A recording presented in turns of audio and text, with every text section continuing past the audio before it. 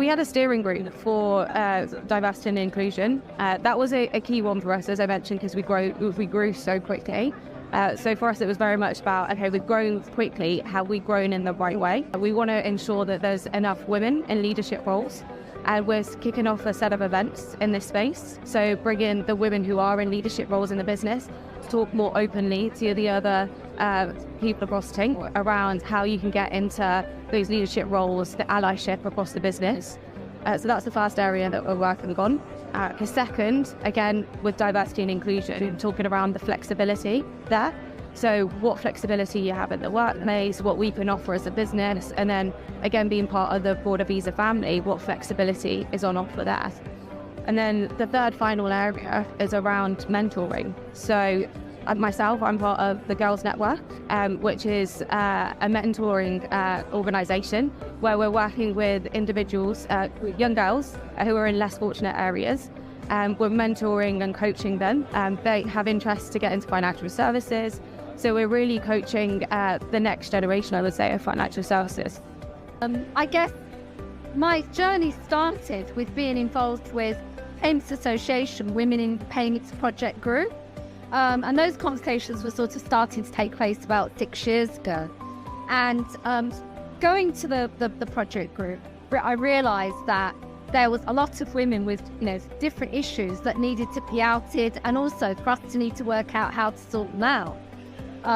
So within that group, we did put together quite a lot of initiatives to get women speaking on panels, also to get women kind of realising that networking is part of your job. It's not just going to have a nice time, but, the women were thinking we've got to get home for certain things. But, I think understanding that rule book of business, that networking and speaking and profiling is how you elevate yourself into leadership positions. I think like a lot of female founders, you go through different phases. The first phase is nobody takes you seriously. And it's difficult, and then bit by bit they see, how passionate you are about your business, and that you can be successful, and that you're working hard, and making it a really interesting business, and then people start to actually really support you in it. I say, look, across the board, more female founders need to be supported, particularly in funding.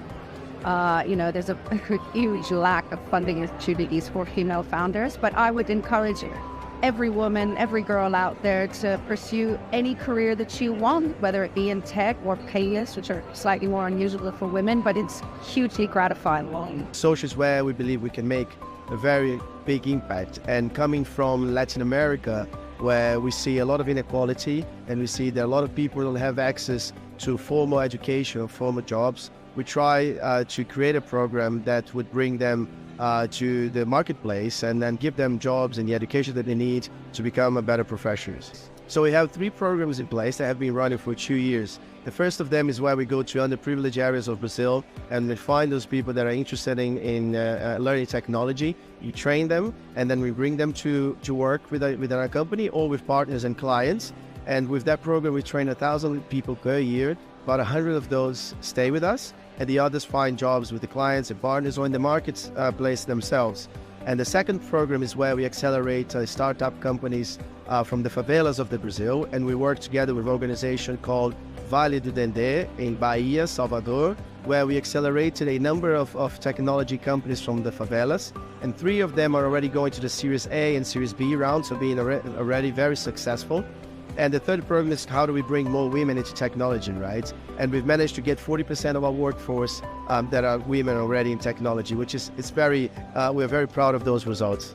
I think that one of the advantages is that it brought us closer to our clients and our partners. Our clients, they are very interested in those type of programs. As a company, we started off by thinking about financial inclusion and trying to solve issues around cross-border payments to developing countries. Since then, of course, we have pivoted and our journey has taken us elsewhere, but at heart, we feel that being transparent so much towards what we provide, but also being transparent inwards about our team and how we govern our team is something that is important to us.